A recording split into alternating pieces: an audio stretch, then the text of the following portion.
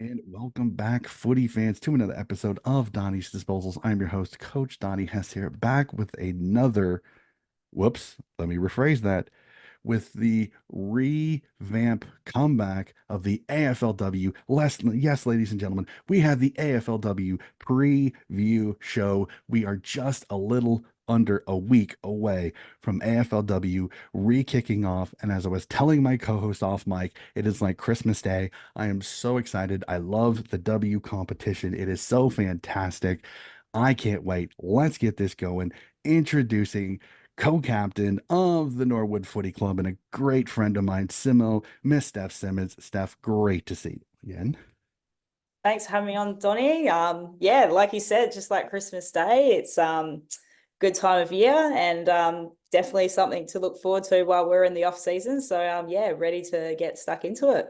I will tell you this with the men's finals and round two. OMG, I'm going to be footy that particular week because I will have 13 rounds of 13 games of footy to have to watch over one weekend. Sleep deprivation will be my friend, but you want to know what? I don't mind it at all. So let's jump right into it. Initial thoughts, Simo. We are, like I said, a week away from the season's getting started. We've seen some pracky matches. We've seen, unfortunately, the injury bug has started to crack at a couple of teams. Thoughts on this season coming up because we have a very interesting 11 game season. So one more game than last year. Yeah, so it will be interesting because like not only if it's 11 games, it's all getting squeezed into 10 weeks, which sees games happening all throughout the week. So it's, Monday will be the only day that sort of footy doesn't really happen. So be interesting to see how teams will juggle that sort of schedule. Fixture, yeah, like it's very interesting. It will probably allow a lot of teams to, if like it will be a test of how flexible they'll be and how fit some of the girls will be to last throughout the whole season while juggling if they still have jobs on the outside like midweek and still doing full-time training, but playing games on different times, like it will be very interesting. It could really change the whole competition of what we predicted over the last, like it could be similar to in previous years, seeing the top teams still be the top teams, or it could be completely out of whack. Like we just never know. So I'm really excited to see how it plays out. Well, I will give my shout out to the Credit to the Girls podcast because yesterday I binged pretty much every single episode of their team previews, and I have to say again, their work is magnificent. They really am dialed into it. Again, Gemma Bastiani is one of my favorites. The statistician guru, the entire thing is so much fun because you hear some of the little things about how teams are going, how they went through the off season. I'm so excited. I agree with you. But I've also heard there are several teams that know that their lists are going to get tested this year because of the fact that you have rounds 4, 5, and 6 are going to be where you're going to have a round where you have two games in a week. So these teams are going to have to be very flexible. Players may have to play in multiple positions. I'm hearing several clubs are really trying to have two positions for almost every single one of their players because if there's an injury, you're going to have to shift the magnets. This is where the coaches are really going to earn their paychecks this year because rounds 4 through 6, that central part of the season is going to be critical. So we'll jump into it. You kind of, as you kind of said, a quick look at some of the matchups for this year because yes, we will have some mega rounds. 4, 5, and 6 will have 11 to 12 games per it. But OMG, just going through it, are we going to be treated to some absolute ripping games this season? I mean, maybe it's just me, but we'll go to round one where you start off. I mean, first game of the round is North Sydney Oval, Sydney hosting Collingwood. You've got the rematch of the grand final with Brisbane and North playing, and then a fun one Geelong v Melbourne in round one. Some absolute classics. I know you went through it, Simo. Some of the games that you're looking forward to this season, besides Fremantle. Yeah, like you said, I think they it's interesting that they put the grand final rematch the last game of the round for round one with Northern Mhm. Lions, but I think they're like actually listening to that Credit to the Girls podcast that um I think Sydney and Collingwood is actually a very good opening, considering that Sydney were one of the top four um, teams most watched, or like one of the grounds that they were at in Sydney.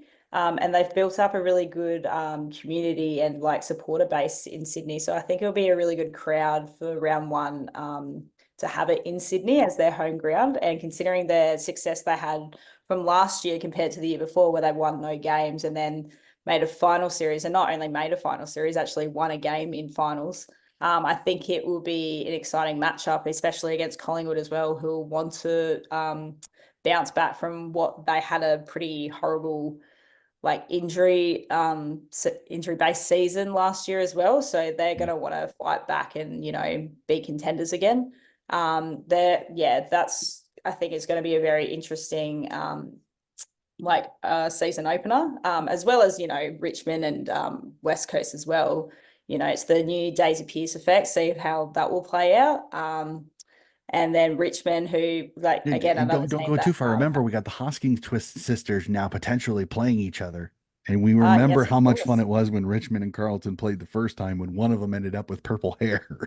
Yeah, absolutely. They got the Hosking Twin Wars at it again, so that would be really good. But they're quite far away from each other this time. I know they were living together at that time when, Jess was at Carlton and then, Sarah. Sarah was at Richmond at that time. So it'll be good to see the Twin Wars at it again. So yeah, very good matchup for round one for the opening round for round one. So Yeah. I'm keen for that Friday night on the 30th of August. Mm-hmm.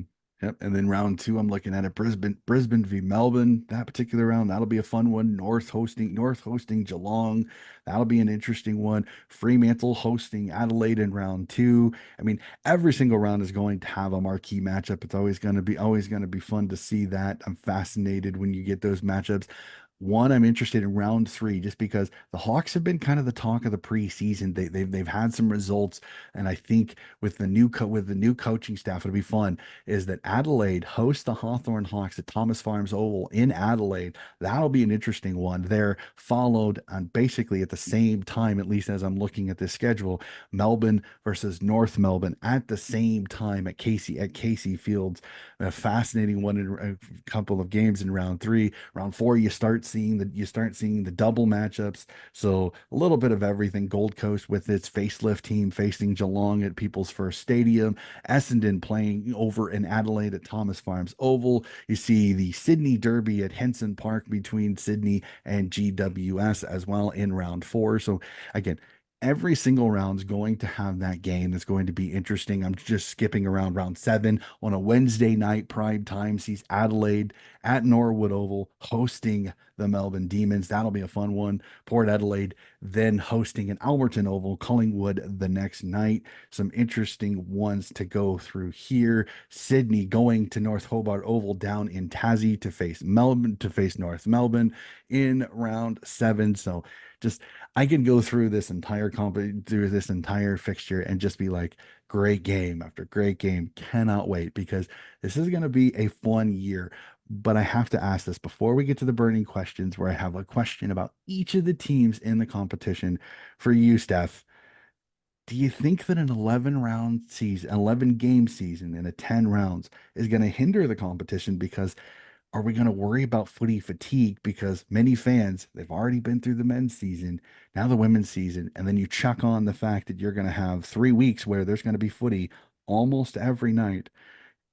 Could this potentially hinder the competition? I'd hope not. I think especially in a women's space, I think the community around that is I don't think all of us can get enough of footy, to be honest. I know that's Hmm? probably just my personal preference. I'll join you It there. is, I will join you. yeah, it is definitely a consideration. I think the way they did the fixture, though, they tried as much as they had to cram it in, they sort of did it at the best possible time where, the opening rounds in that break for Mhm. the before the final start for the men's. And then by the time the season finishes, is just before, the summer sports start to happen, like cricket and everything. So I think they've done a pretty good job, in fact, of like trying to squeeze it all in a time slot that's probably going to be best beneficial for viewers and there's a good chunk of school holidays happening in that time as well. So I think it'll be interesting to see if it does hinder it or not, but I think it promotes it a bit more, whether, if it's more, there'd probably be some negative space into that, but at the end of the day, we're still like as women in general, still growing in the AFLW space, and even negative attention can, it's still attention. It still brings us, viewers and everything like that.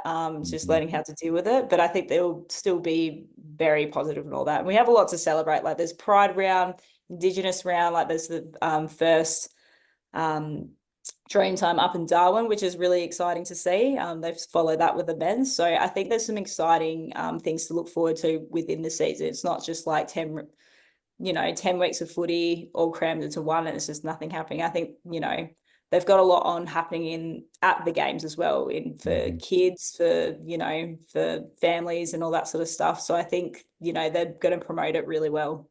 Yeah. I think it's also, you look at it too, is that the AFLW scene is different than the men's. As much as I think many people want to go like put him as curtain raisers. That's the way to get him more. No, because the fan bases are completely different. It's the one thing that I think a lot of people in the men's space don't really understand. The women's fan base for AFLW is a completely different animal, and I say that in a good way because I think everything that I talk to people that go to Henson Park, that go to the Swans games. I talk with fans in South Australia. I talk with fans in WA, and they say that AFLW games are so much more different. The vitriol between the teams is not there. There's almost a camaraderie, being like you're all enjoying a sport that you love.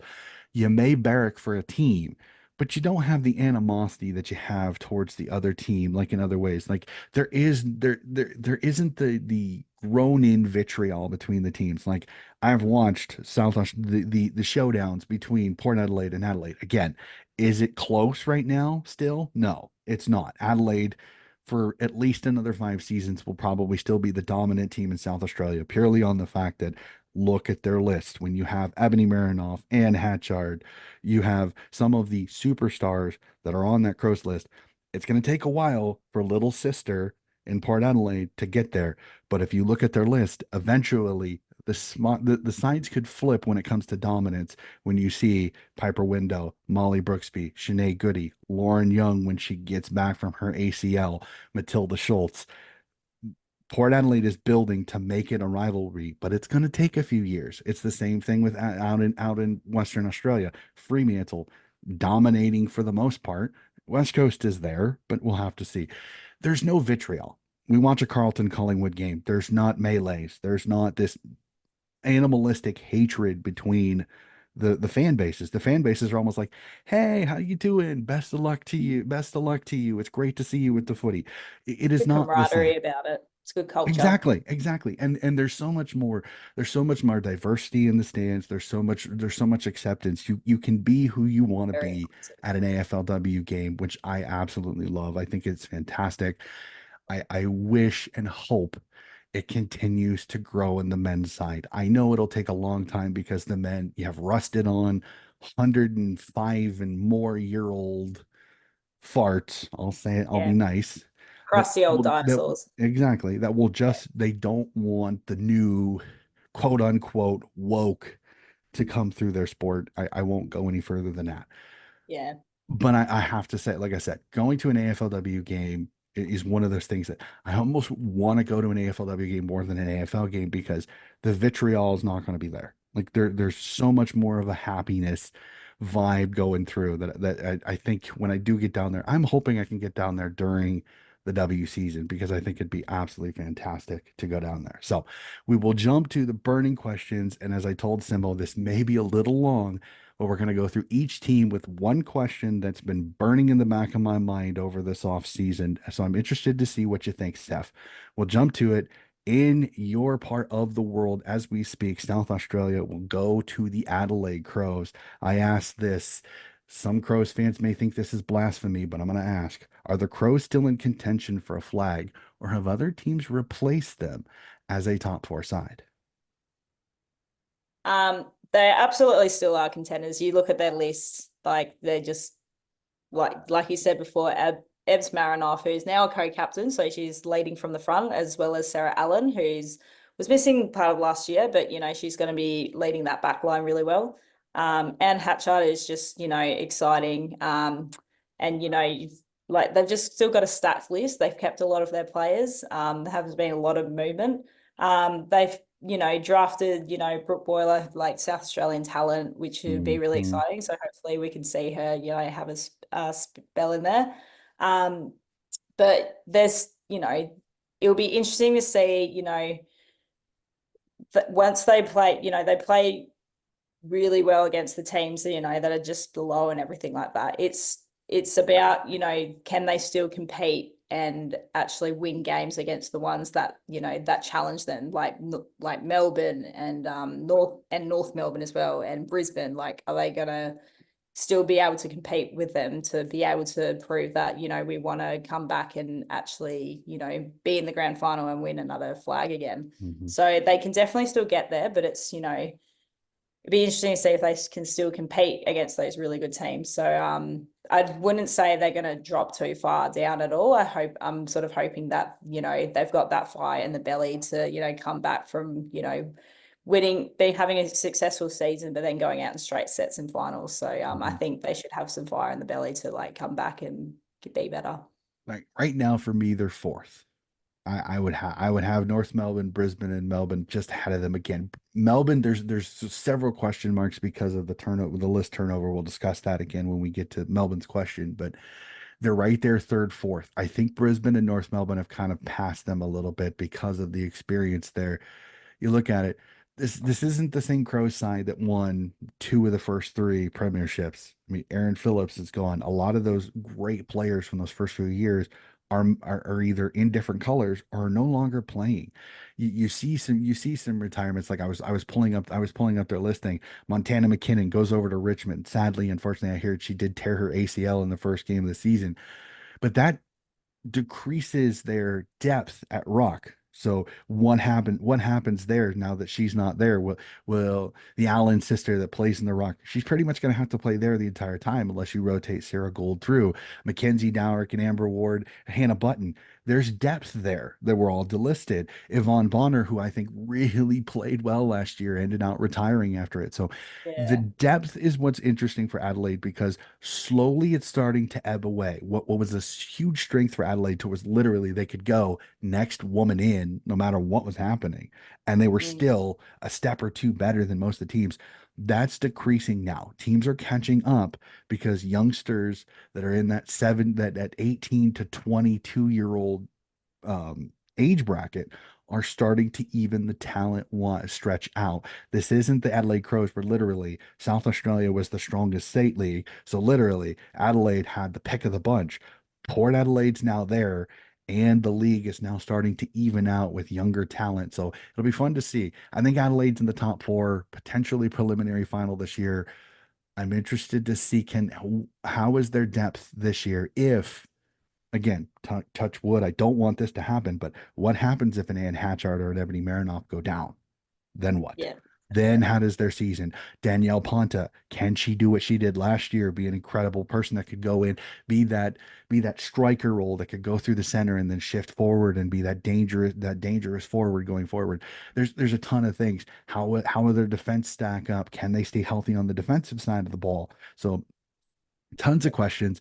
Crows, they're going to be there. They're just too talented not to. And like I said, Ann Hatchard, Ebony Marinoff, right there.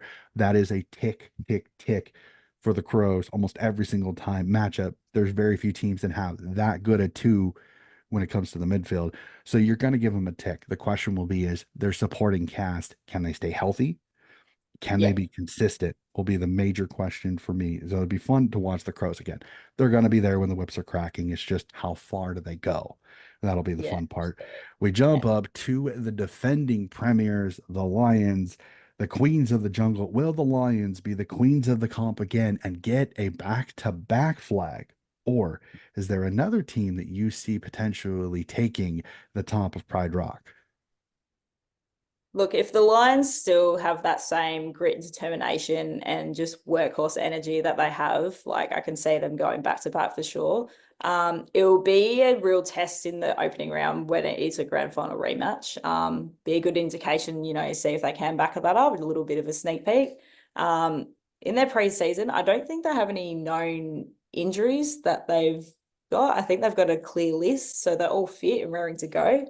And you still got the likes of, Anderson, like Dax, Bree Coden, then like my favorite, Belle Dawes, who's just an absolute grunt and just absolute like brings the vibes as well. But she's just an absolute workhorse and she's just elite in there. And just really leads by example, just with her work rate and everything, and the person that she is and footy player.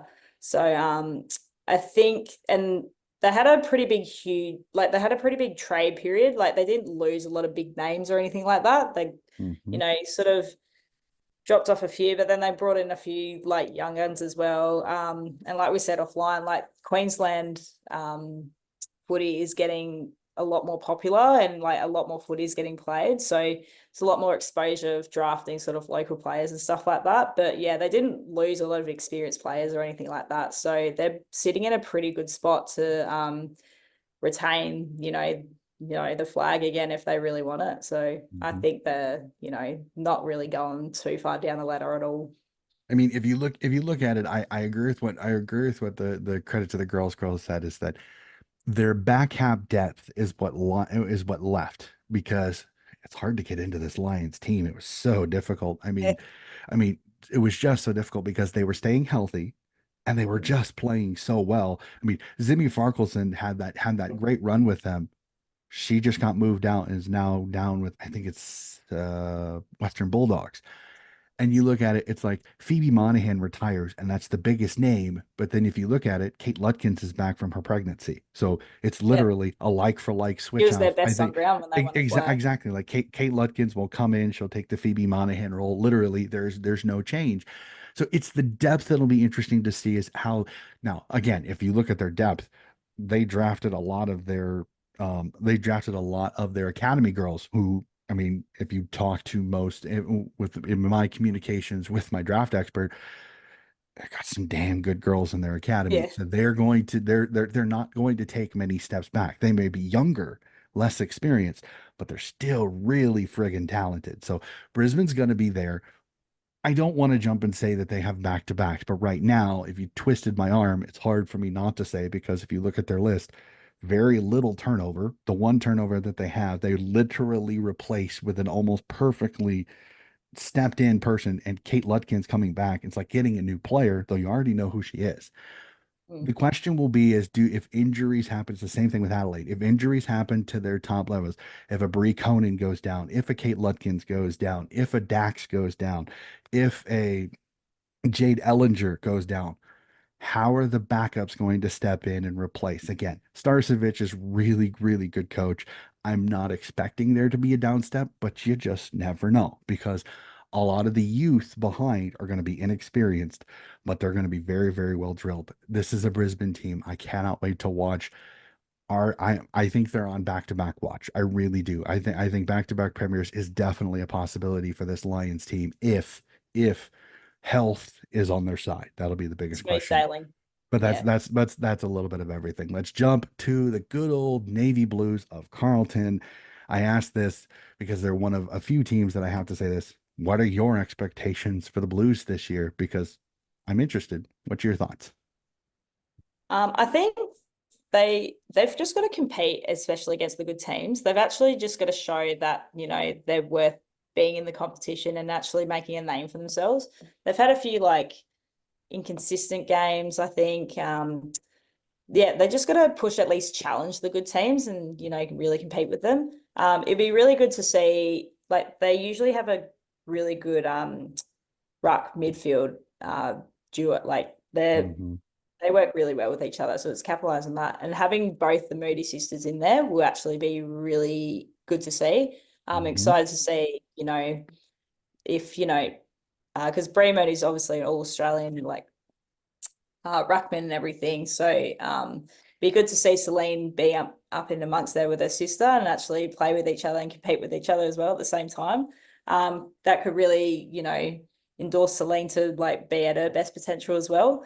Um, but yeah, like they sort of just ran out of legs at the end of their last year, and it's just about, just like every team, like their fitness has got to what's going to get them, potentially Hmm.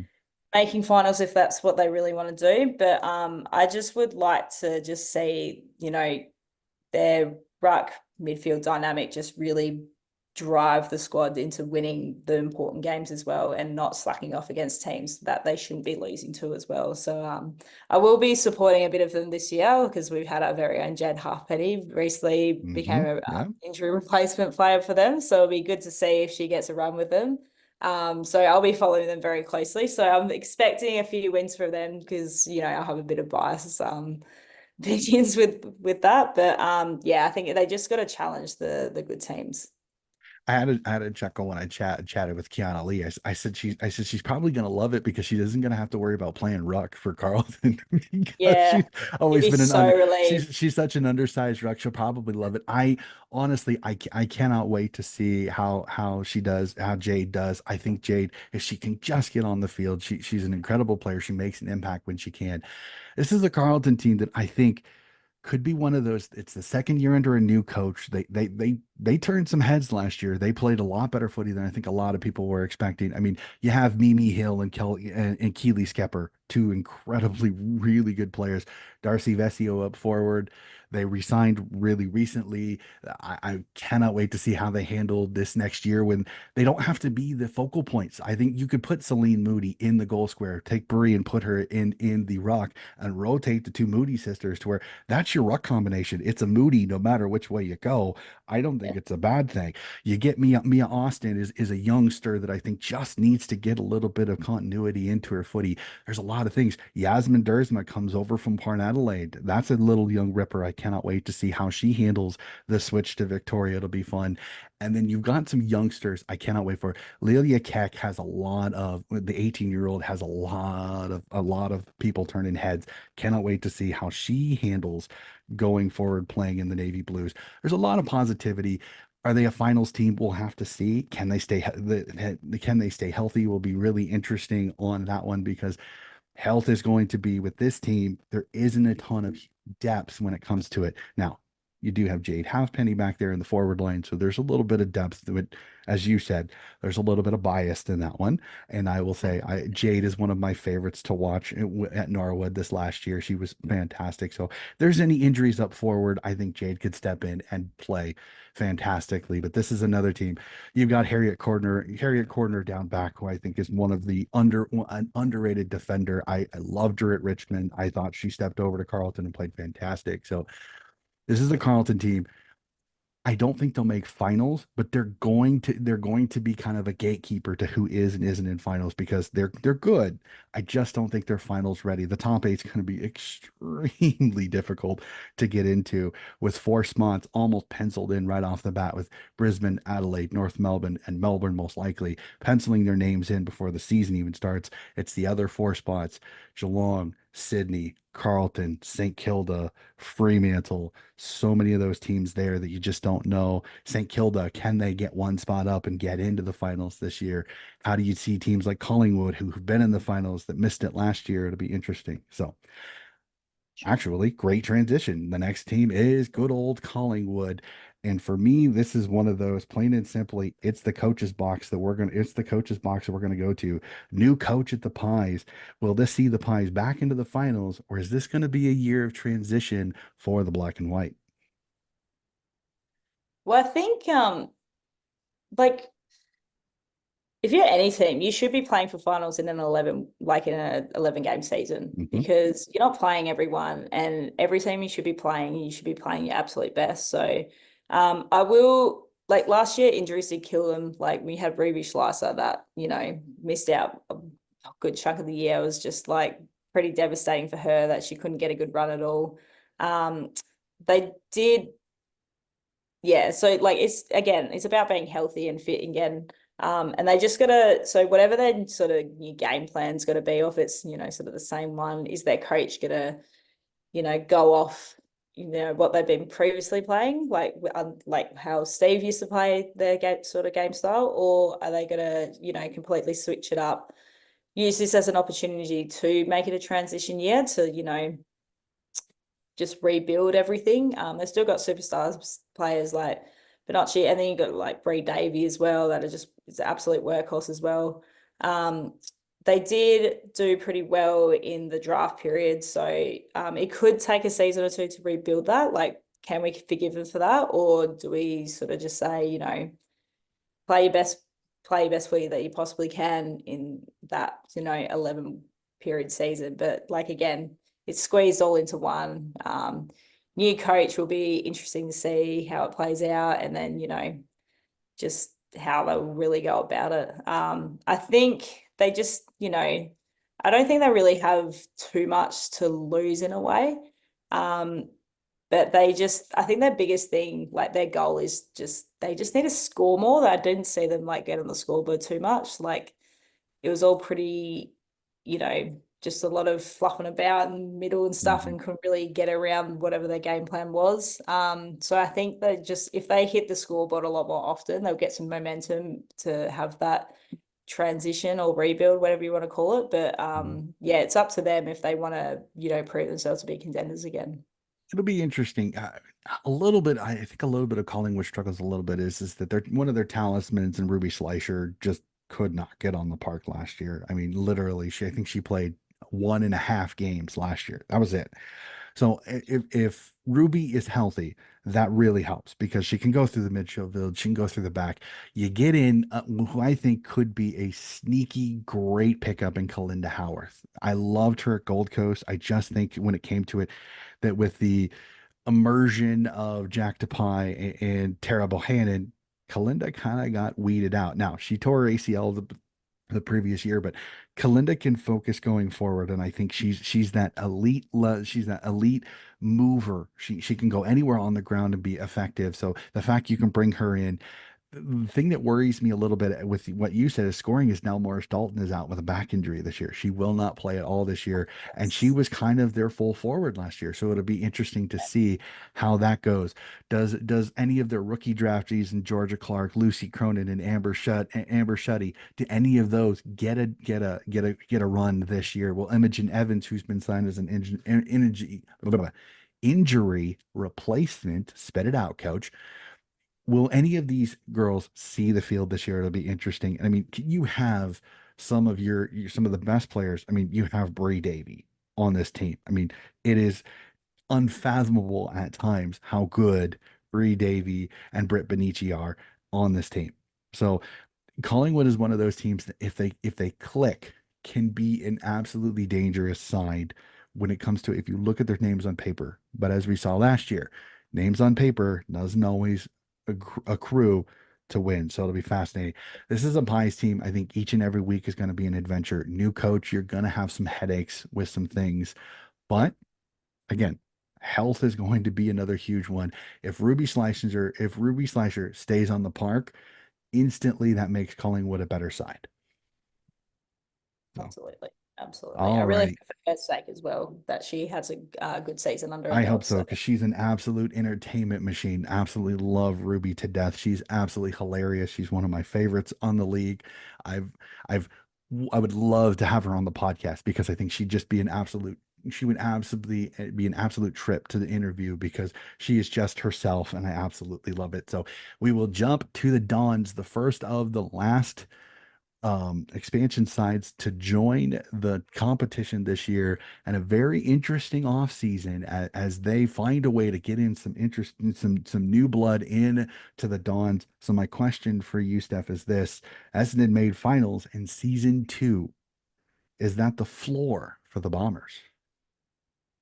yeah, absolutely. Like if they've made that a goal of theirs last season, then they absolutely should be looking to head to that again.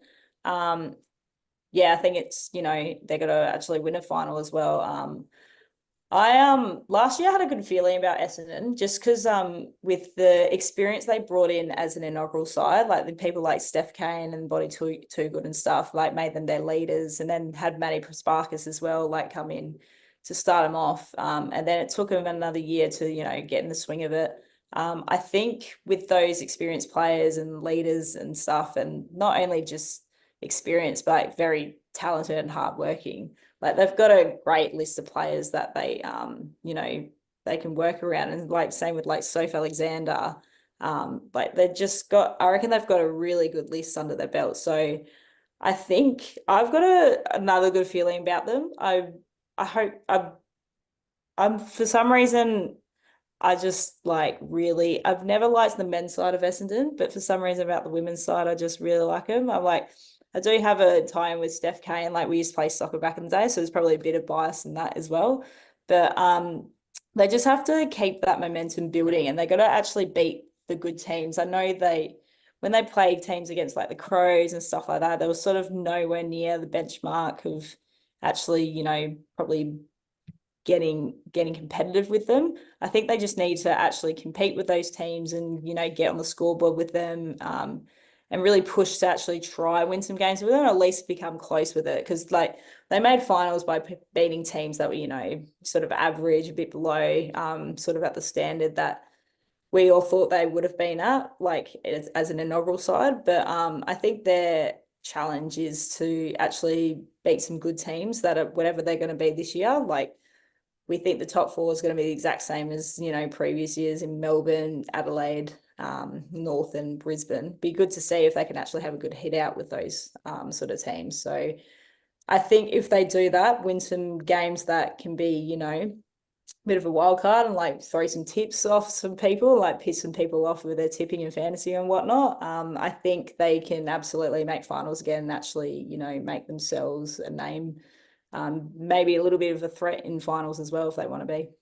Well, I'll tell you this, that they already had a good list. I mean, Maddie Prasparkas and Bonnie Too Good. I mean, you very rarely do you find two better in their positions, but you add Maddie Gay from Melbourne, who I think brings some Yeah. experience, are really good, and you bring in Bess Keeney, who I think is an undervalued winger slash midfielder slash halfback flanker from the Gold Coast. I think Essendon did very well in the offseason. Amy Gaylor was their expansion signing, a young Victorian girl who I think could run through the midfield. I think she'll probably spend most of this season on the training pitch, getting used to the adult bodies that she's going to face.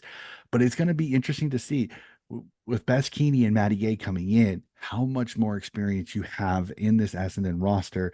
You do see some losses. You do see Jess Wishner left, Kat Phillips and Danny Marshall all retired from this particular team.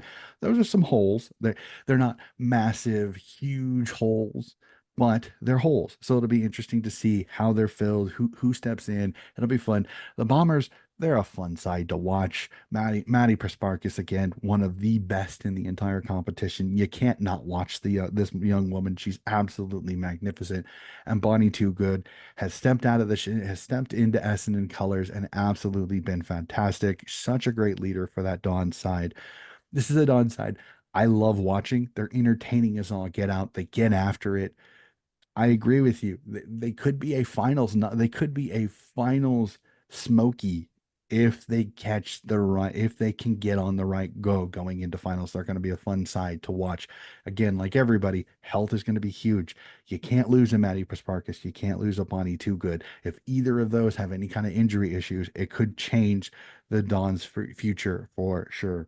We will jump out. Anybody that's been watching the YouTube channel see that both of the people on the podcast are drinking something purple, maybe because my lovely co-host is a Fremantle Dockers supporter. We will go to her love. That is the Dockers.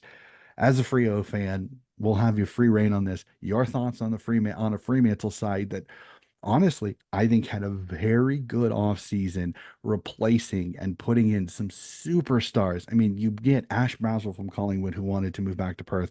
Aisling McCarthy moves over from the dreaded Eagles over to it. And Gab Newton from the Western Bulldogs, who I loved at the Western Bulldogs. You bring in Holly Eifold from South, who I know you've played against a lot. You get Michaela Morrison back from your inactive from her ACL from last year. Fremantle's got it. The only issue you run into is, unfortunately, Kiera Bowers and Angela Standet are already inactive this year, with Kiera Bowers announcing her pregnancy again. Best of luck to you, Kiera, on the pregnancy. Congratulations. And Ann Standet tearing her ACL. As much as the signings are great, those two inactives absolutely have to hurt. Yeah, absolutely. And it's hard when well they've obviously got I reckon they must have a good culture around considering that Ange Stannard did her knee and then got announced captain afterwards. So they obviously like love her and adore her a lot, to still vote her in to be their leader. Obviously, she won't take the field this year to do that. So it is going to be a bit of an issue on field as well as off field. But she's a good enough person to, still lead from, on the off field side of things. So that will be very beneficial. But yeah, big loss in Kiara Bowers as well. I know it's all for, the best sort of reason that, they want. She's a big family person, I've already got a kid. So obviously it's her turn to, do the hard yards as well, being a woman. But nah, they're two very big outs. But it's good that they bring in Ash Braz, who, yeah, like you said, comes from Collingwood. I believe she's already in the leadership squad, like she's already made her mark there. MacArthur will be a really good in. I think she's can be quite versatile with her role. Gab Newton will be great. I really hope she does well in the purple, because I think I'm hoping it's one of those ones where she joins a team that's, whole new lifestyle coming from Victoria all the way down to the West. It's a huge move.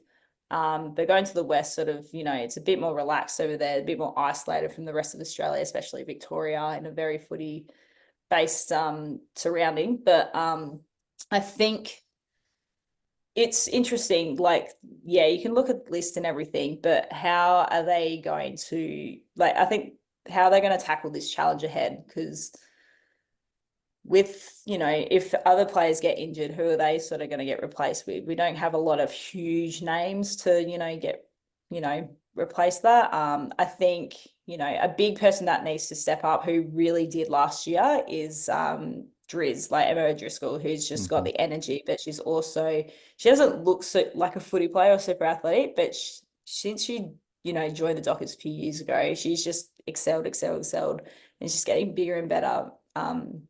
Every year. And I think she's got a huge role to fill in that back line. And you need the experienced players like Ebbs Antonio and Gabs O'Sullivan, sort of going onto the old, they're getting a little bit older. They just got to, work smarter, not harder in their experience. And especially, and Hayley Miller as well as, the captaincy's reign sort of offer, even though she'll probably still be a leader in there. It will be good for her to, have that sort of leadership role maybe taken off her with leading the squad, especially with what was tough last year. Hopefully she can have another really good season like she did in season 7, I believe it was.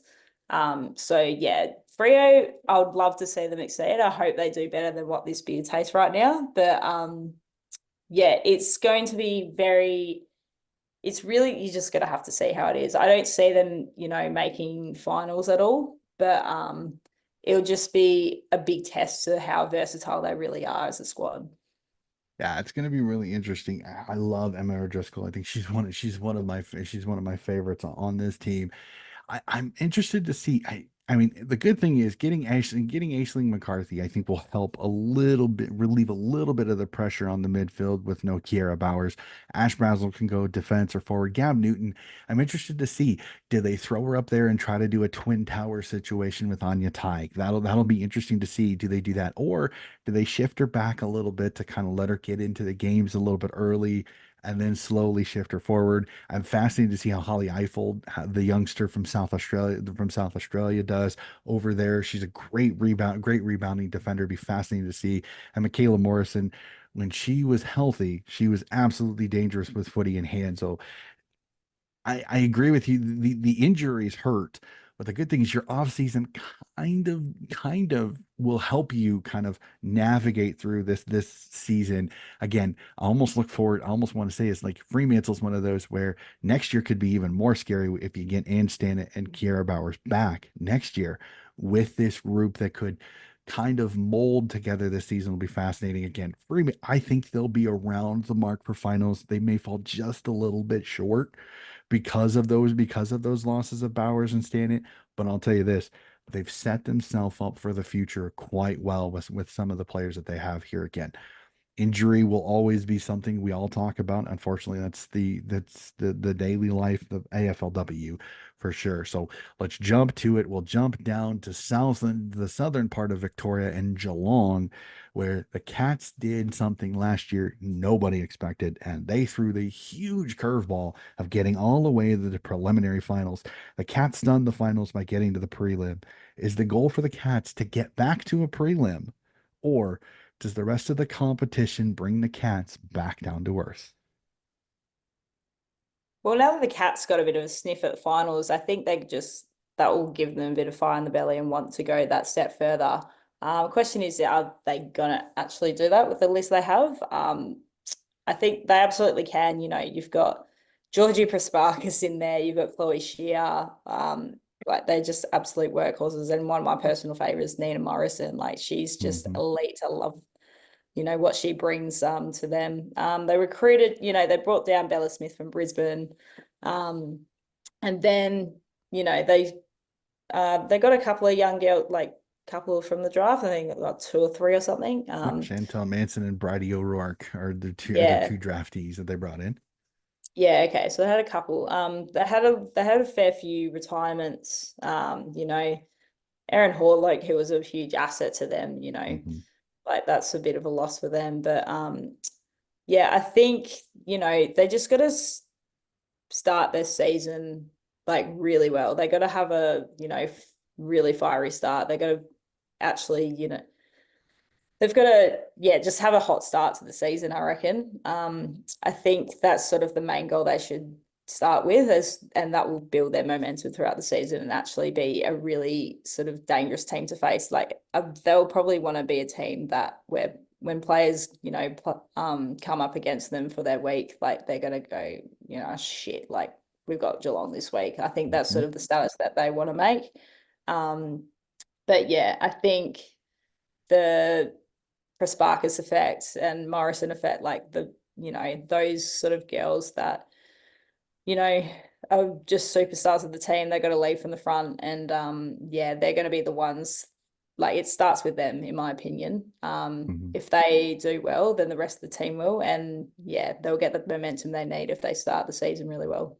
Yeah, I'm with you. I mean, it's hard to argue when you got Nina Morrison and Maddie Prasparkas in your midfield. Again, very few are as equally talented as Hatchard and oh my God, Marinoff.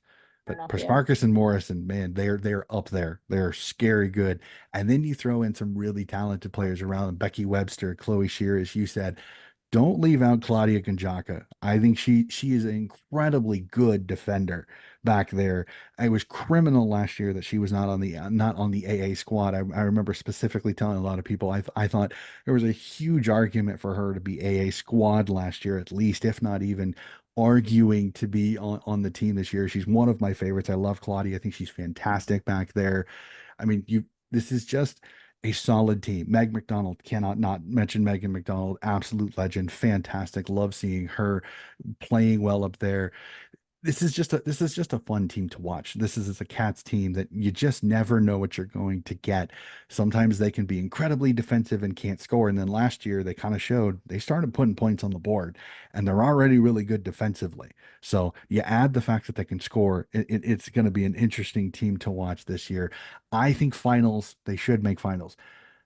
Preliminary final, we'll have to see. I think they they were the shocker last year. I don't think the top four sides are going to be looking at them and doubting them this year. So maybe a little bit tougher to get to a preliminary final this year. But again, Cats firepower is there. I mean, Chloe Shear is an absolute nightmare to defend. I know some of the best defenders just had absolute headaches trying to defend her. So it'll be fun. Let's jump up to the Gold Coast. And literally, I say this literally, the Sun side had a facelift because I'm just looking at their ins and their outs. Their outs: Lauren Aarons, Jasmine Smith, Giselle Davis, Ali Drennan, Kalinda Howarth, Bess Keeney. Let me take a breath. Kaylee Kimber, and then, oh my gosh, and then their ins: Katie Lynch, Ella Smith, Charlotte Wilson, Keely Fuller. I mean, holy shnikes, this is almost a brand new team. If I remember correctly, it is 10 out, 10 in. I mean, that is a third of your side being replaced.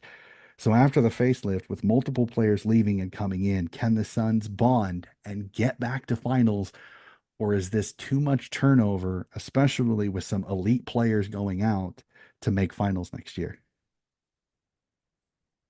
Yeah, well, like it's a very big turnover from the Suns, but it's also not the first time they've done that. I think in previous seasons they've usually swapped out almost a third of their squad, which doesn't scream a lot of good consistency with how the seasons have been in previous years. Last year was good to see them actually, like you said, their facelift sort of actually was beneficial for them. But is another big change like that this year, while they had some momentum last year, like a good idea? I don't believe so. It depends how, I mean, they did get some good ins in like Katie Lynch, and then Ella Smith will, I think, hopefully get a good opportunity after coming from Brisbane.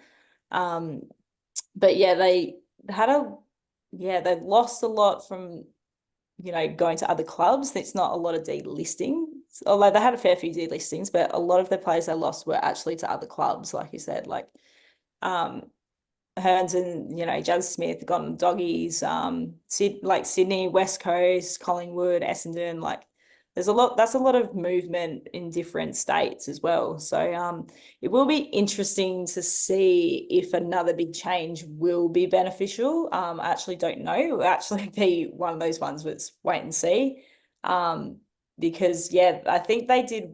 They're sort of like a bit of a grey man team in my eyes, like they were up there last year, but I just sort of didn't see them like see a lot of spark in them. So it will. I'm sort of hoping this year that they continue that, like despite the big change they've had again. So yeah, it's sort of an interesting one. I wouldn't really know if it is beneficial to see this much change again. That'll be interesting. I just think, honestly, I think they lost more than they brought in. Again, they brought in some good ones. I think Katie Lynch is a good bring in. Ella Smith again. You get the Brisbane seconds and thirds. You're not sure, are they talented? Most likely, we just don't know what they are on the field because we didn't see them for Brisbane, so we don't know. They could be super talented and just like I said, run into absolute megastars in front of them that just were not going to come off the field. But I just feel like you lose Aaron, who I think was one of your staples down back. You lose Ali Drennan, who I absolutely love. Now you have the emergence of Claudia Whitford and Charlie Rowbottom were both fantastic into the midfield. So maybe you could allow Ali Drennan to get away. But I think Ali Drennan was your defensive midfielder that was smart. She tackled well. It's just one of those, and Bess Keeney could go out on the wing and just literally lock down that wing. There was no having to worry about many rotations with her because she could run for days. So I just think they lost a little bit too much. I worry the Suns team will probably fall out of the eight. Do I think they'll fall down to the bottom four? Probably not. I think there's still some talent there. Jack DePie and Tara Bohanna are still there, the twin towers of Gold Coast. If they can get decent delivery, they're going to market. They're most likely going to kick goals. They're going to be dangerous. I just think they're going to fall short of finals this year because I think the losses that they had will take a win or two away. And I think that's what got them into the finals last year. So Suns will be interesting to watch. I just feel they'll take a step back this year just because of such a high turnover and losing a lot of really solid players. Jumping to GWS, and unfortunate again, this is not me as a Swans fan saying this is just me as an AFLW fans. The Giants had a dismal season last year. Another season with a new coach this year, finally the second season under their new coach, Bratasconi. Will the Giants move up the ladder? Will we see some of the additions that come in, help the Giants take a few notches up the ladder this year? They're sort of a team that don't excite me a whole heap. Mhm. Look, yeah, there's sort of I hope I don't want to like, you know, I don't want to put any sort of hatred on any team, and there's nothing hate at all. I just don't really see them as a very exciting team, or they're just a bit like, they're just there. Like they've got a couple of people coming back from injury and stuff like that. They've got Meg Gaffney, who is a really good small forward. Hopefully she can get some momentum come back. They had Alicia Newman come in from Sydney. across town. So hopefully she can like bring a bit of spark into GWS. But yeah, I just look, if a new coach is what's going to get them to grow, then I really hope for their sake, like that's the success they sort of need. Um, yeah, it's just like I'm hoping, they can feed it into their forward line. They've had Goldsworthy that were really good. Hopefully they can score more goals this year. That's just, I think their main goal is to actually like get it into the forward line and be able to hit the scoreboard a lot more often because the percentage was pretty trash last year. So I think Mhm. not always just like, they won 2 games last year. Obviously, win like another one or two is I'd see it as a goal for them. But also just make not getting absolutely demolished by teams either. So, Mhm. I would hope for their sake that they have a bit of, bit of pride about themselves and that they're not getting demolished by teams like Adelaide and stuff like that. They can compete a little bit. But yeah, I sort of say I just don't see them really driving or like thriving through the ladder this year. Yeah, it'll be interesting for me. GWS has three. There's three names that I think will make or break GWS's season purely on health wise and form, and that's Elise Parker through the midfield, Isabel Huntington, hopefully with a full season at full health. Crossing my Yeah. fingers again, touching wood. Yes, I'm knocking my forehead for those that are watching the YouTube video, and Nicola Barr. Those are the three players I think that are going to make or break this team. You bring in Alicia Newman. I think she's a fantastic bring in. She brings some speed to your forward line. I think she'd be fantastic. I know that it's one of those. Unfortunately, she got shifted out at Sydney, which really stinks because I love Nui in the forward line at Sydney. I thought she brought the speed. Haneen Zarika is always a good one. And I mean, I can't not give the flowers to Zarly Goldsworthy again. Still with the meme of the century last year, helping herself off the ground last year had me absolutely in stitches. I remember she's an absolute gun. I love Zarly Goldsworthy to death, but this is one of those teams. Unfortunately, I look at it and I just go, it just doesn't excite. I'm kind of like you. It just doesn't excite me. You've got Georgia Garnett, who I think is fantastic, but she has her moments. It'll be interesting. Peppa Randall down back, I think, is still one of the fullbacks that doesn't get as much plaudits as she probably deserves. It'll be really interesting to see it. They brought in some good a good young one in Caitlin Serhoy of the Western Australian who I think could really help out Elise Parker in the centers, which will be a lot of fun. We'll see, does a Michaela Pugh or Courtney Murphy from Brisbane come in and make an impact since they couldn't do it at Brisbane?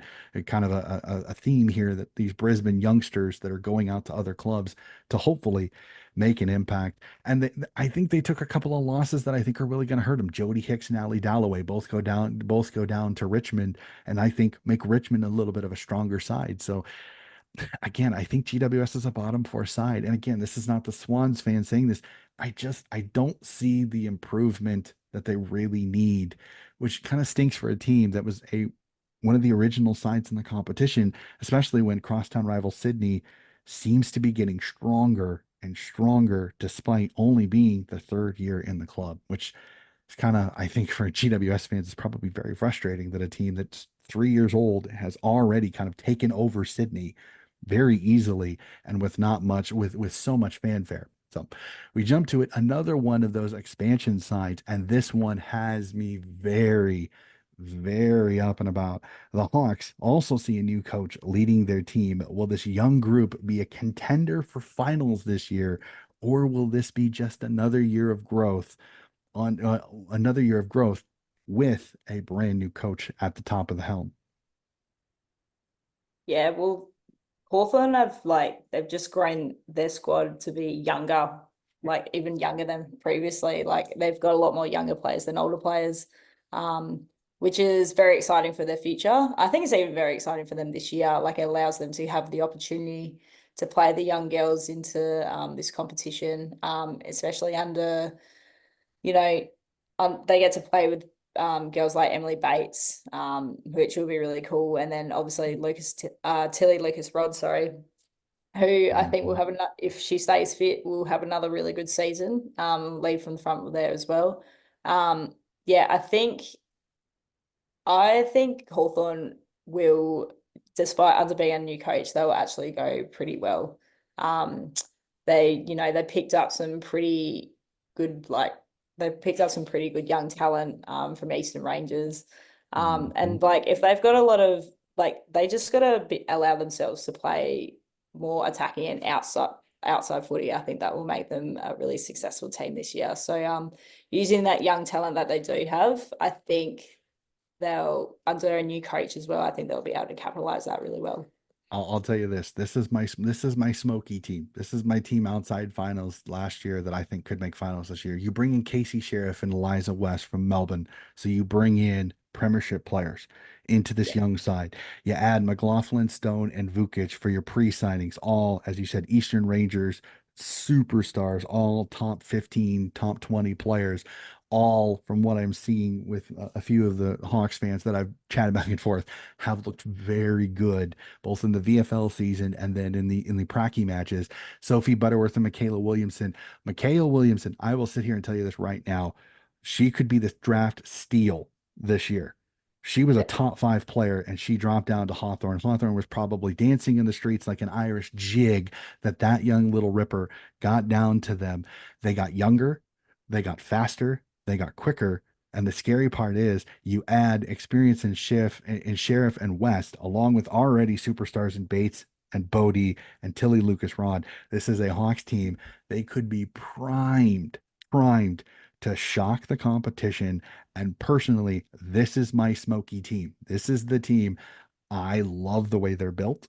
If I'm seeing the Pracky matches, they are using their speed that they have it. They are getting wide. They dismantled the Swans in a Pracky match. And again, I don't take a lot into a Pracky match, but Sydney has been one of those teams that the Pracky matches, they've really shown their form that they did last year.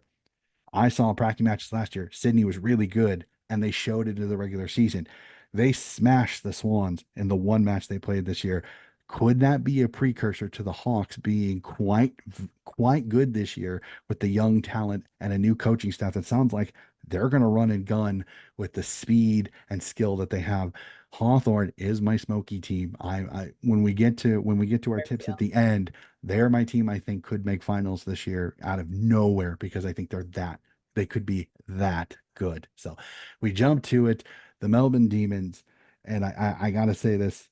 I asked this question because I went back and forth with a few of my Melbourne fans because they have been one of the most, I won't say lucky, but very happy signs because nobody was leaving. Nobody was leaving. And this year, finally, the Melbourne safe was cracked.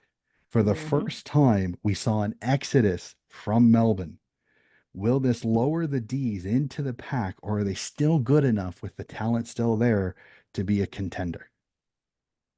Yeah, tell you what, cracked out pretty badly to let some cockroaches like like losing Libby Birch and like an Australian, and then Maddie Gay as well. Like they're huge losses, and like we've mentioned before, like West will be really good for Hawthorn. So like there's some big losses in there.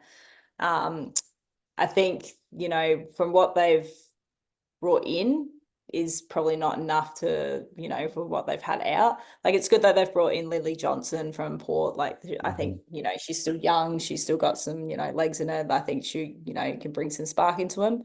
Um, but yeah, like they've kept him in for so long, then all of a sudden a lot of them have sort of just gone out. I'm not sure. Like this could be challenging for Melbourne, see how they can adjust to losing big names like that. If they do play, really well this year, like they've still got some, if Taylor Harris is fit and Mhm. wants to actually, get ahead in the game and excel, I think, she can still be really damaging. Um, I know like Pax is sort of, getting a bit older and stuff, but if she's still got the legs in her, she can still lead by example and play some really good footy. And you've still got Kate Hoare in there as well. But look, it's I think it's a good test to see, with what they, the players that they lost, if they can still capitalize on some really good wins and play and compete against the good teams. Um, they they really need to prove themselves that they are still a good team despite like the off season that they had. Mhm. I think this year could either be a make or break for them.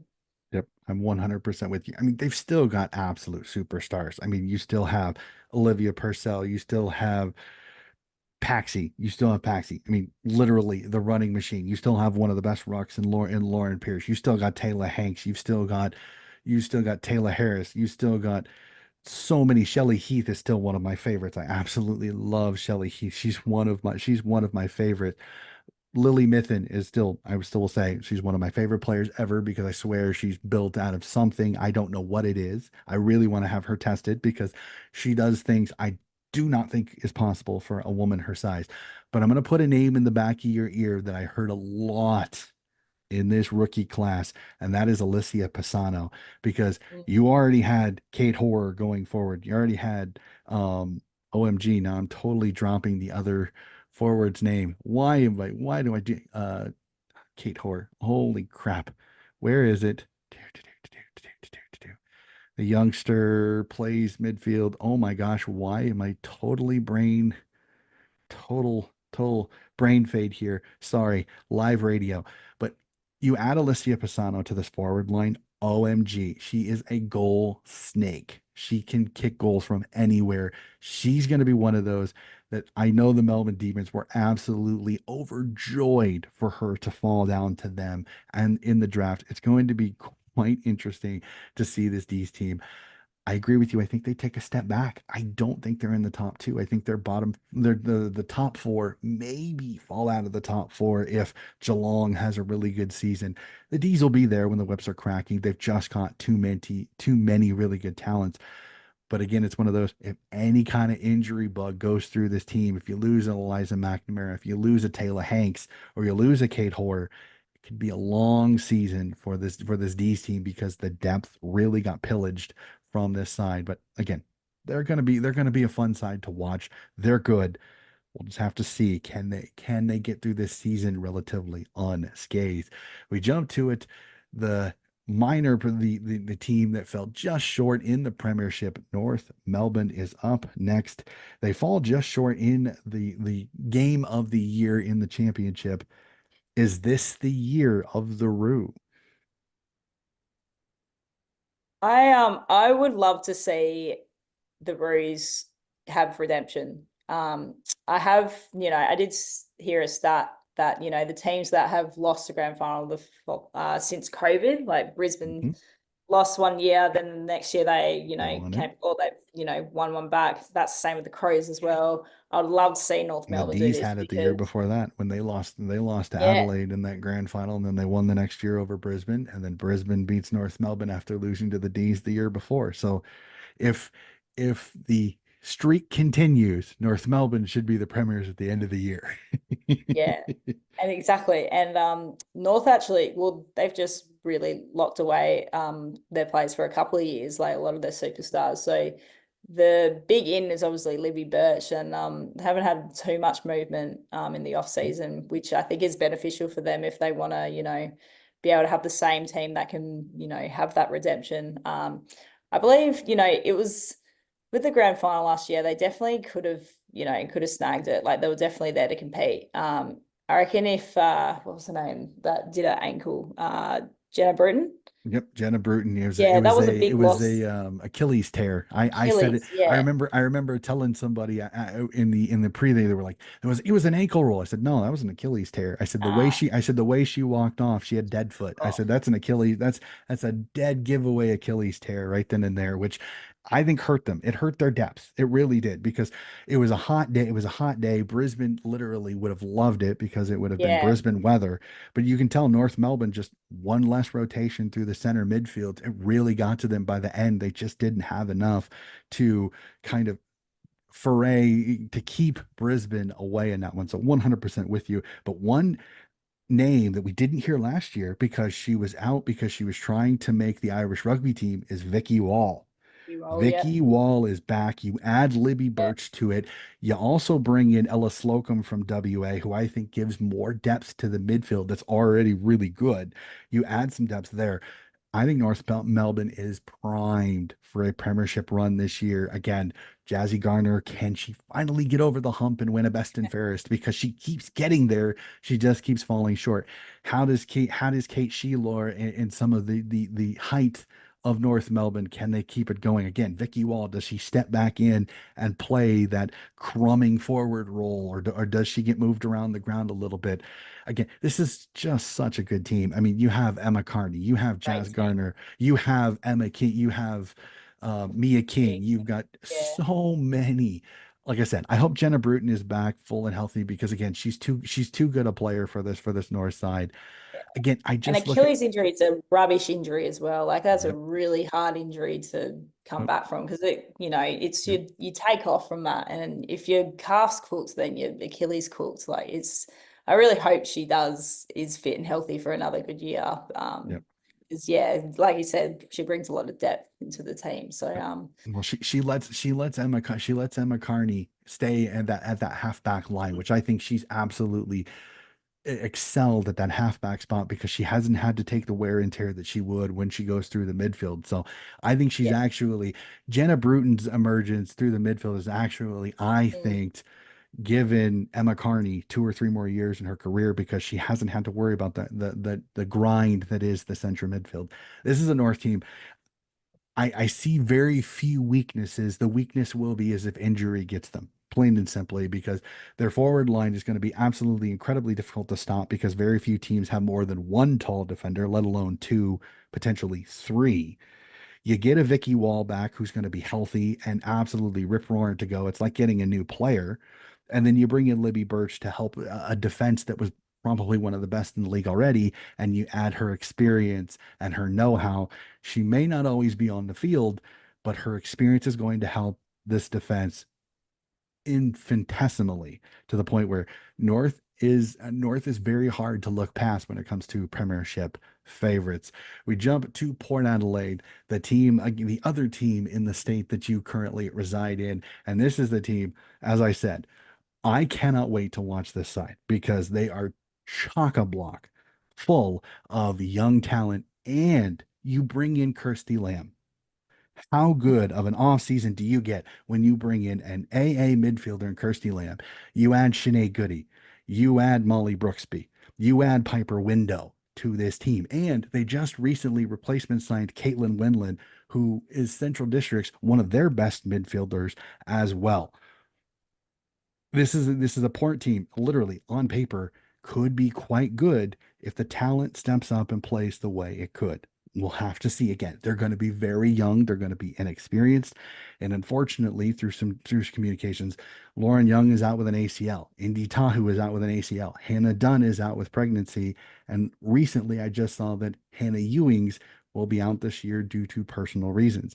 So a little bit of the depth is being tested a little bit, but again, cannot wait to see Piper Window and Shanae Goody and potentially Molly Brooksby all make their AFLW premieres this year because they are absolute ripping good, talented youngsters from South Australia. Yeah, absolutely. It'll be great to see Piper get a run in the midfield because she can be in that contest and rotate through.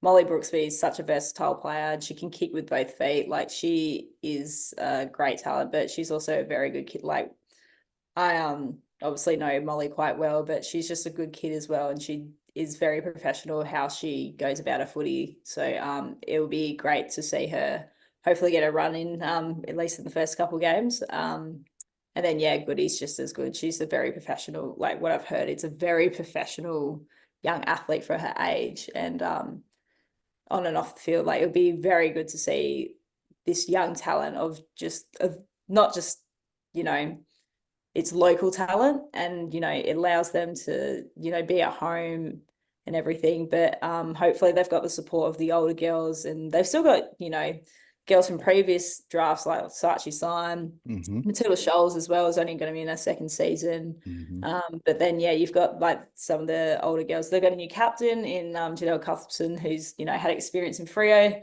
Mm-hmm. has come across and has led the way to be the captain this year, which is really exciting for them. Mm-hmm. Um, but I think that big question is, what's their culture really going to be like if, like with the inexperience that like we said offline, they're going to have a couple of brain fade moments that, comes with experience. It's how they're going to take that on board and learn from that.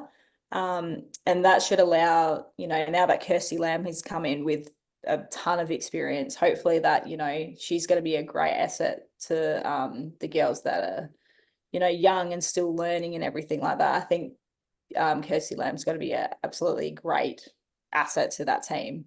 I just hope they can capitalize on the talent that they do have, and whatever game plan they're going to come up with this year, like they need to do that really well, and to be able to embrace the young talent that they do have, as well as, exploiting the girls that, play smarter and not harder. And, you got the midfielders like Jazz Stewart as well, and then you've still got Gemma Houghton as well.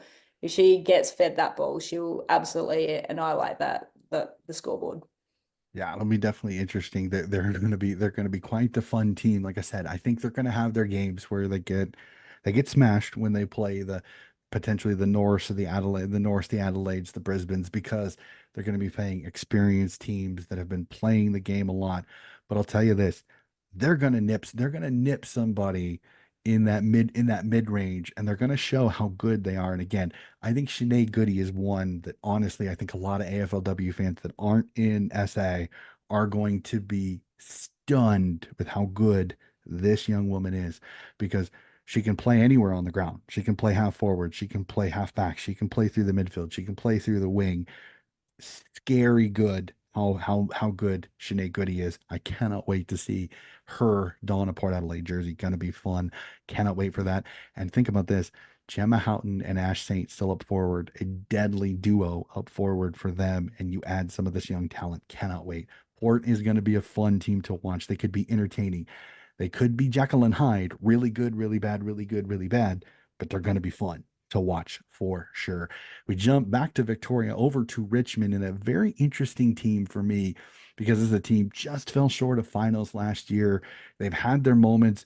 You've got Mon Conti, so you instantly can chalk up at least a couple of wins because of her brilliance. But you look at this team and you go, can they get back to finals this year? Or would this be another season that they fall just short?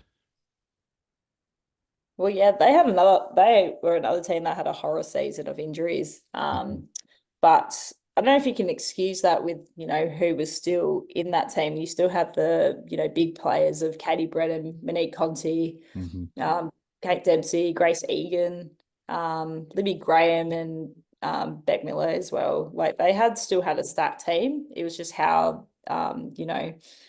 how they had to fall back onto, had to go to train on players in the end last year. So look, I do like the list they have is actually very impressive. Mhm. One person that did sort of stick out, um, who's really worked hard to try and make a game. She only played one game last year, was Mill Peck. She's Mhm. another tall forward that should have replaced what was the can't remember bloody name. Older girl who retired not last year, year before, but she was their gun forward for a while, a country girl from Oh Majura. yeah, I know exactly who you're thinking. I can't think of it. Um, Why? Why does this happen? This is two names now that you're testing me here, because I really, forgot the it's Melbourne. really I forgot the that's gonna Melbourne really forward, and annoy it's me gonna now. annoy the crap out of me too. Yeah. Oh Um, man, it's gonna really annoy me now. But anyway, pretty um, much. but yeah, but it's a shame they sort of already have to deal with that challenge of, they were able to snag Montana McKinnon, but now she's inactive after doing an knee in preseason, which is really upsetting. Um, but and then there was also, they lost they decided to delist Jess Hosking, which was I thought was very interesting because, I know she was injured, but she's got her and her sister are big workhorses. So, Hmm. whatever happened there, that's just obviously there was a reason behind that. But yeah, I think they definitely, excuse me, they still have a very impressive list. And like Monique Conti is just like silky as, and she can, she really just leads from the front with her skills and her maturity and just the way she plays footy. And she can feed that into, the forwards of Katie Brennan, hopefully, girls like um what's her name? Like Caitlin Greiser. Like they're two big forward weapons that Richmond should absolutely be annihilating the scoreboard with.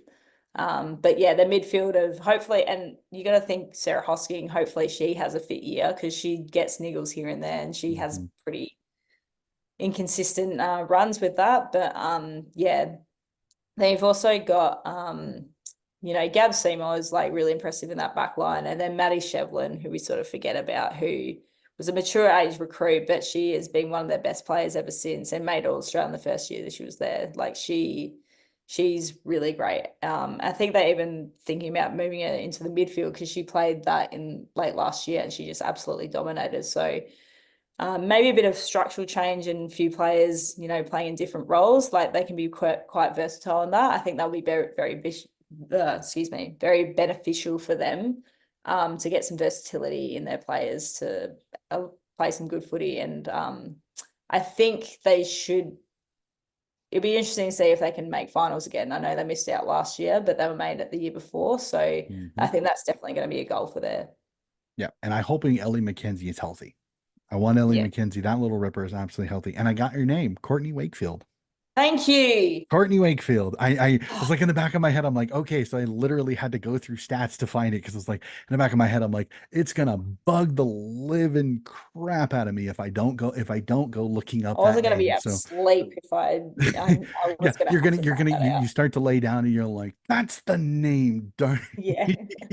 for sure. Like I know exactly Wake up in the middle like, shit. Yep, yep. You're just like you wake up in the middle of the night just screaming. You're like, what? What? Oh, I finally remembered the name that kept getting away from me. So it's that's the way it goes. Like this is a Tigers team again that you have absolute rippers like Ellie McKenzie that if she stays healthy, it makes that midfield that much more dangerous. Mon Conti, Grace Egan, you add Ellie McKenzie there, you've got to run. Amelia Yassir is another one who I think will be interesting to see how she does because she was a spark plug for Richmond She's a last firecracker. year. Oh yeah, she's absolutely. And I finally figured out the name of the Melbourne forward that I forgot, Eden Zanka.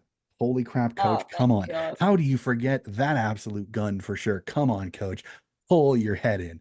But no, it's this is a Richmond team again. I worry that there's so many teams ahead of them. It's going to be difficult for them to make finals. They're talented. They're gonna do well again. They must be. I think they're Brisbane's kryptonite because it seems. I swear Brisbane has so many issues with Richmond. I don't know what it is. Mon Conti's going to be there.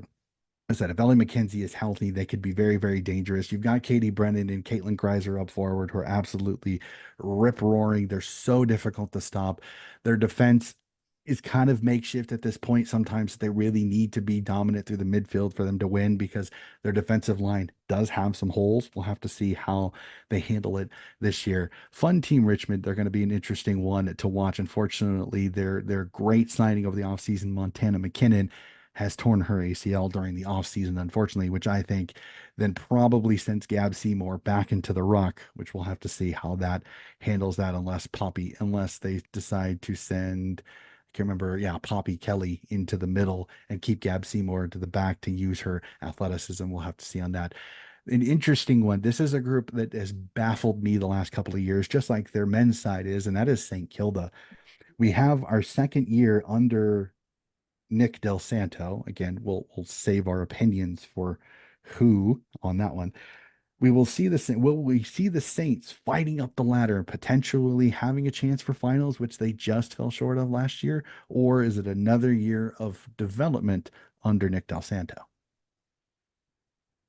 I'll probably just say it as another year of development. I know they actually had a bit of a late sort of burst at the end of the year. Mhm. Because they almost made finals. They just had to let percentage and a couple of teams here and there sort of lose. Like I sort of forget that Sydney beating Fremantle is what kept them out. Literally, if yeah, Sydney doesn't beat Fremantle, Saints are in and Sydney's out. It literally got to the point going into that last game was if Sydney wins, Sydney's in. If Sydney loses, St. Kilda's in unless Sydney only lose by like a few points. It was kind of crazy watching that final game out in Fremantle last year because we knew St. Kilda had won, so Sydney had to win to get in, and they did. But yeah, I don't. The Saints team befuddles me because they're super talented. You have Georgia Patrikios there. You yeah. have Tiana Yes, Smith. You have Nicholas Stevens. So many great players there, but they just underperform. And I mm. don't know if it's coaching. I don't know if it's system. I don't know if it's the list build. Just there's just I just don't see any something. spark in them, to be honest. Yeah, they're a team that they're kind of hot and cold. They're like a pillow. You flip it over and they're cool for a little bit, and you flip it Yeah. back and they're hot. It's a very interesting side. I don't have a lot of great thoughts on this team. I don't have a lot of bad thoughts. They're just kind of a meh team to me. Yeah, they're just a grey man to me, to be honest. There's yeah, I hope they do sort of well because Del Santo, I think, if he doesn't have another great season, like I wouldn't see him sticking around there for too long. I just think they just need some bad blood in there. Like they need some grunt about them. I just don't they're Needs a looking a bit too mongrel. nice. It's just like they need some mongrel in them. Because Hmm. that nothing like jumps out at me to be like, oh yeah, they're a good team, but I don't see them being a rubbish team either. No, Like they've got so talent. yeah, they're sort of It's just just like you meh. said, a bit of a thing. Yeah. Yeah. I, Don't have a lot of opinions on them to be honest. they're a team that unfortunately I think they're going to be around to where they were last year, but I think teams around them are either going to either jump ahead of them or jump behind them. But Yeah. I don't see them making finals. I think the Hawks got stronger and better. I think Gold Coast went the other way. It's be very interesting to see how it goes. But again, it's a team that I'm not inspired by them. I mean, they've got absolute superstars, Nicholas Zenos, Jesse Wardlaw. They've got some really darn good players. They just don't inspire me to watch them very much. And again, Yeah. I mean no disrespect Saints fans that are watching this. I can't get invested in a team that really they're kind of like brown, the color. Yeah. I can't Yeah. get into it. Like I'm just being honest. I just can't. Again, all due respect to the Saints fans, again, I think you've got some super talented players. Your style just does not entertain me. So, and maybe it's because my team comes up next, and it's not because I wanted to get by them. It's just Sydney's an exciting team. They're young, they're They are. talented, they're super entertaining. They bring in crowds into Sydney, which has been fantastic. I look at it like this: they had a meteoric rise from a team that had no wins to a team making finals, getting a win in an elimination final before falling in the semi. Will they keep up the progression and go even further into the finals this year? Or will we see a blip season because a few more tougher tests on their schedule, unlike last year? I really hope so, not just for your sake, but for my sake as well. Like I think they are a very exciting team to watch. And and I just love watching Chloe Malloy like absolutely tear it to shreds. Um, I'm hoping, and then you've got Montana Ham, who is like she's young and she's just gone into her 20s, and she doesn't have any other distractions now. She's just doing footy. Like she is a tall, like she's just going to stick out, and she's just so athletic as well. So it'll be great to see her excel this season. Hopefully, she gets a smooth run and no injuries and whatnot. But yeah, like Sydney, I think, they got a good run last year with their fixture and stuff, but it will be a real test for them this year how good they can really get with they've got some good teams that they're playing against in the back half of the Mhm. season. So hopefully if they get a good hot start and get some consistency, they'll be able to, have the momentum, have a bit of confidence in when they go into the back half of the season when they play the really good teams that are like all probably going to be top four contenders. If they can compete against them, it will be a good challenge for them to see if they can actually make finals the hard way rather than the easy way last year. So I think they've got a good challenge ahead, and it's going to be exciting to watch. This is a Swans team that honestly I remember last year they were super young, but they just went for it. I agree with what somebody said is they played their style no matter what, whether they were down 40 or they were up 25. They played their system. They attacked. They were a kicking team that they wanted to run, they wanted to get going. And honestly, I think they did a fantastic job over the offseason. Yes, they're going to miss Alicia Newman. Nui is going to be a loss, but they let some players go. And I think the ones that they brought in bring extra depth that I think makes this team even harder to get into. Holly Cooper, I think, is an expansion pre-signing that literally shows a lot of good things. Their two draft picks, Sarah Gunn and Laura Hausinger, both fit needs that they needed, backline and forward line. Kiera Hilla and Giselle Davis brings even more depth. And you bring back two ACL injuries last year that didn't Mm. even get a run in last year's team and are super, super experienced players in Haley Bullis and Maddie Collier. You get two brand new players into this team already. This is already a good team. You add depth to the point where injuries aren't going to hurt them. Last year, the biggest injury that hurt them was in the ruck. When they lost Ali Morfitt, it really did change how Sydney plays. If Ali Morfitt can stay healthy, this is a scary Sydney side when they play at their best. Again, Laura Gardner came out of nowhere, became an all Australian last year. Chloe Malloy doing Chloe Malloy things. It doesn't surprise me. You see great plays by Beck Privatelli with her sticky hands up forward. You're seeing a team that Lucy McAvoy could literally go anywhere on the ground now because she's got depth with Laura Hossinger, Giselle Davis, and Haley Bullis, Maddie Collier all can play back. So you can move Lucy McAvoy anywhere around the ground. You've got a great defensive side with some of your youngsters. You've got Brianna Tarrant back there, who I think was a very, very undermined defender who I absolutely loved. I put her in my All Australian team last year because I thought she was fantastic for the Swans last year. And you look at it, they have a couple of young Irish players who I think played really well. This is a Sydney team. I'm excited. I'm a little nervous because I think they're going to come down to earth just a littlest bit because of a more different schedule. But I'll tell you this, if they stay healthy and they can get a groove on, they're dangerous. Dangerous with the depth that they have and the style of footy that they want to play can be very, very, very difficult to stop with, as you said, Mon Ham, Sophia Hurley are both there in the midfield. Mon Ham can go forward, and she's a matchup nightmare with her height and her strength. It's going to be fun to watch this Swan side.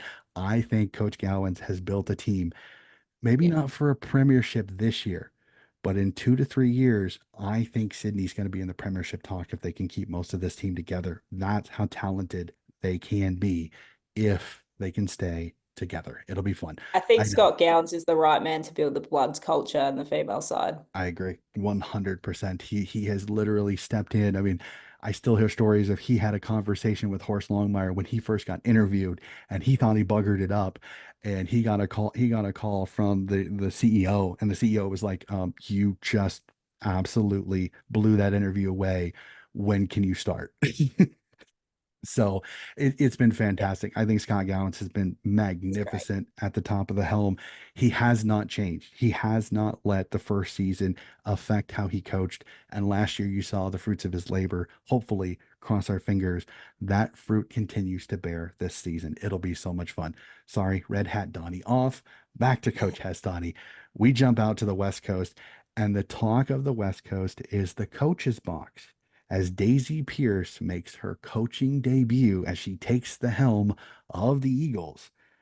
What do you think we'll see from the Eagles this year? Because it's a young side, it's a side that's inexperienced, but I think with Daisy at the helm, you've got somebody. There's none of these players are going to be looking at this coach going, she doesn't have any idea what she's talking about because this is a legend in the women's game. Well, I think it's the change. You have teams that think that, you need a change in players and versatility and whatnot.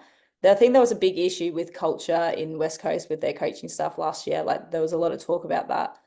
You can sort of see that on the field as well. So having someone, especially like Daisy Pearce, who's not just respected within that footy club throughout the whole, and not even the whole AFLW community, in AFL as well. Like she's made a name for herself. She's a pioneer. So and, I've already heard stories and interviews and stuff like that about, it's just so different and it's just such a good feeling um, in that footy club now. And it's not just beneficial for the women's, it's beneficial for all of West Coast, including the men's side, just having her there. So I think, it's not going to make an extravagant change of, they're going to make it into the top sides or anything like that. But it's certainly going to have faith in the playing group and the confidence that they need to have a leader like Daisy Pierce. So I think it's going to be a really exciting change for them. And it's going to allow them to, they competed against Freo in like the Derby last year. They like this could be the year that, they can actually get a Derby win against Freo. And I think, they brought in some players. Like they got Alice Stratton from Gold Coast and Annabelle Johnson from Geelong. They did bring over Roxy Rowe from Freo, who's had a quiet couple of seasons. Like she had a really good first year at Freo because she can be an excitement machine. But who knows? There could have been personal issues for her to lose a bit of spark. So maybe this is the change that she needs to come into West Coast, especially under a female coach as well, like Darcy. So yeah, it'll be, and they got Matilda Sargent as well from the draft, which will be really exciting. But Unfortunately, yeah, she like, tore her ACL. oh yeah, of her course, her yeah, her her and Kaylee Kavanaugh, two of their draft picks, both are out. Dana Hooker's out with pregnancy, and Annabelle Johnson is out with ACL. They've been hit bloody a little bit. fast. They've still got. I think Jess Wrench is going to really blossom, and Georgie Cleaver. The biggest question will be is does she decide how is her schedule going to be potentially with her commitments for WA in netball? But I mean, Yeah, I agree. Allison Drennan comes in, I think, is an absolute. I think Jess Hoskins was a really good free agency yeah, signing. So I absolutely. think Roxy Rue will have to see how she steps in. This is a Daisy Pierce team. She's gonna have some headaches this year just because right now, like I said, one of your best midfielders, Dana Hooker, out with pregnancy. Two of your really good youngsters that you drafted are both out with ACL, along with Annabelle Johnson, one of your bring-ins from Geelong. So unfortunately, the injury bug is killing, is really hurting them, and the season hasn't even started. But again, I look at Jess Wrench and I go, this may be a perfect situation for her because she can step in and play as a youngster. She's going to go through some growing pains again. I think this is a West Coast team again, bottom four, unfortunately, but I think Daisy Pierce is going to put in the building blocks for this team to grow when they get healthy and they come back. I think they could be a scary team. There's some youngsters here that are going to be fun to watch, but I think this is going to be a growing pains year, not only for the team, but also for Daisy Pierce in her coaching career. We jump to it, the Wooden Spooners. Can they jump up the ladder, or is this another season where the wooden spoon finds its way to the kennel? Looking at their outs for Wooden Wow. Spooners, Kirsty Lamb, Katie Lynch, Celine Moody, and Gab Gab Newton, Newton, like, and then Cranston retired, like McLeod retires.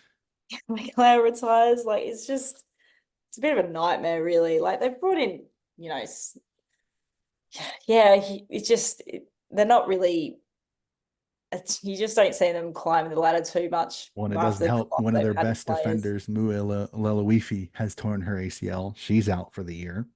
Oh look, oh, you're joking. Nope, I I didn't even found. know that. Yep, See, I yeah, found that like out I early. was I found that out earlier this week that Mua went down with an ACL. Mua went down with an ACL tear. But I'll tell you this: their draft was fantastic. They picked up some of the best. I mean, Christy Lee Western Turner, the double hyphen, is an incredibly good talent. She was the number one player in this particular draft class after the pre-agent signees, Lauren Young, Sinead Goody, and a couple of them.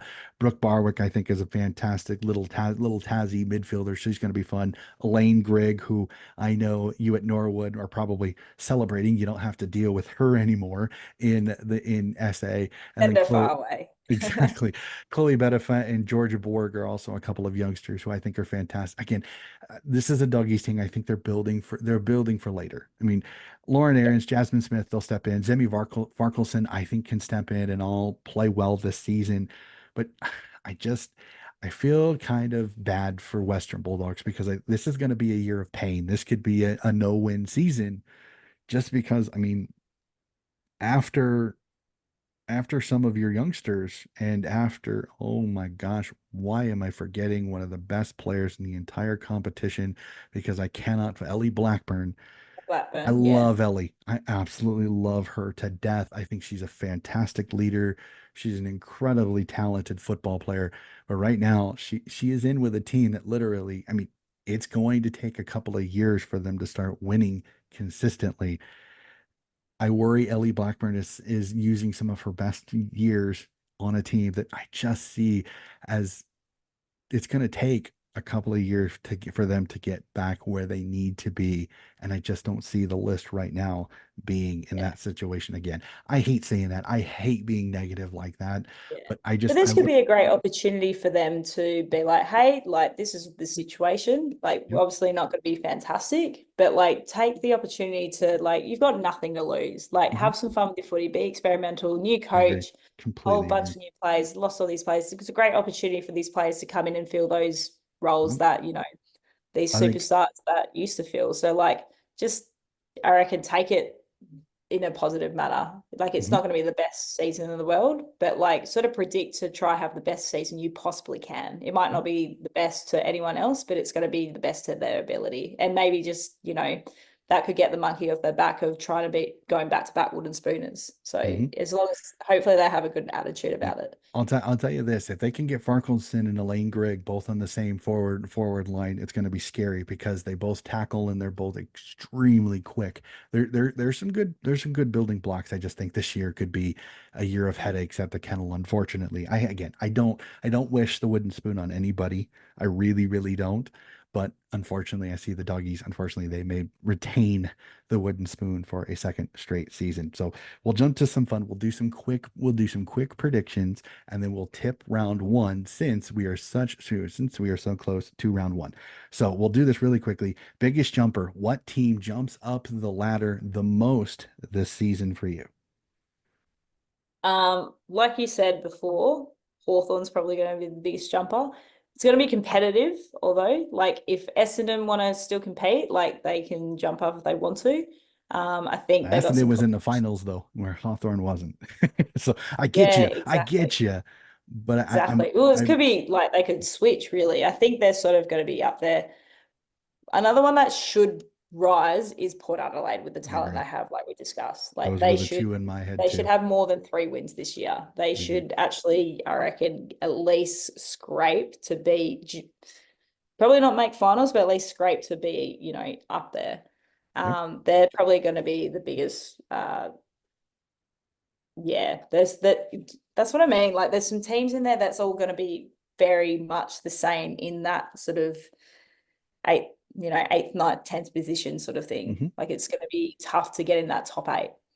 Yep, I'm one of those. I look at it. Carlton is the only other one that you hadn't mentioned that I could see jumping up the ladder because I think Mm. they've retained really well, and I think Yeah, what they brought in over the offseason could be quite scary, quite good for them. Having the Moody sisters there could be quite the pain in the tail for a lot of teams in this competition.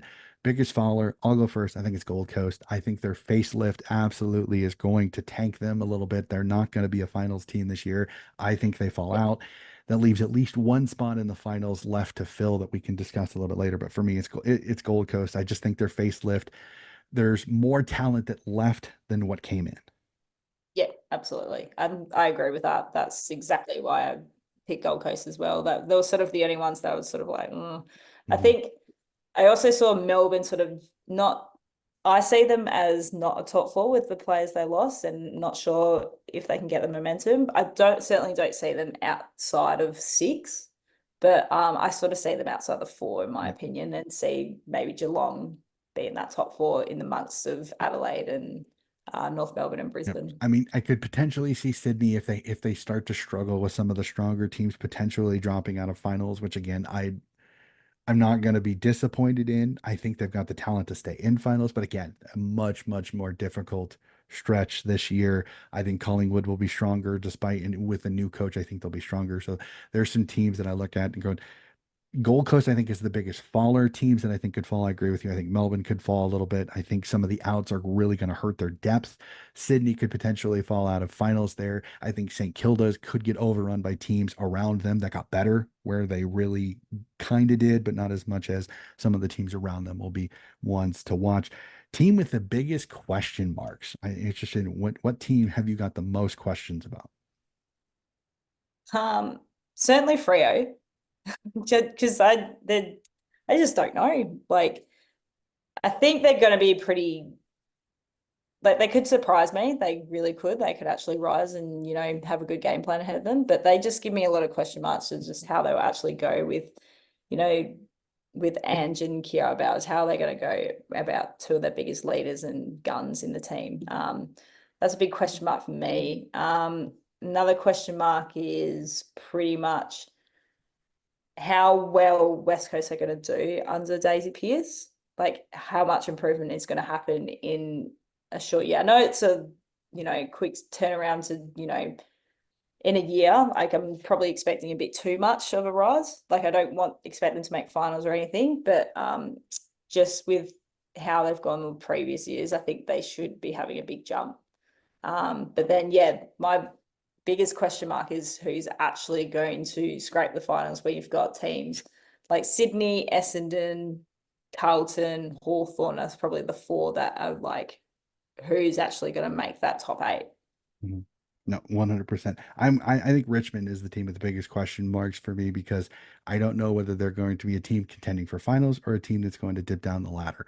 I have questions over Melbourne, but it's plain and simply their depth. I have one question, but it's a huge question. Will their depth survive a season Yeah, because of the yeah. fact of the losses that they had? So we'll jump to this. I'm getting closer to my time to go for work here, so this may be a little bit quicker than normal. Oh. Best and fairest favorite for me. Jazzy Gardner, Mon Conti. I can't separate those two. They're both so good. I want Jazzy to win one, but again, she's on a team, Jenna Bruton, and she's got some really good players around her that I think sometimes take some boats off of her, hoping Jazzy, but I'm thinking Mon Conti could be another sniff for a second straight best and fairest.